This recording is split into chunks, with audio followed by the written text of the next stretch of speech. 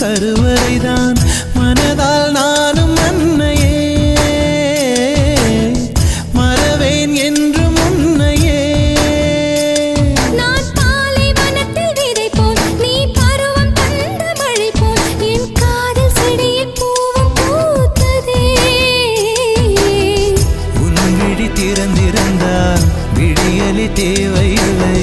உன்னை நான் துறந்திருந்தால் உயிரது சொந்தமில்லை இத்தனையும் இனி கிடைக்குமா கிடைக்கும் கிடைக்கும் நான் கூட சொல்கிறேன் அழகே பிரம்மனிடம் மனு கொடுக்க போயிருந்தேன்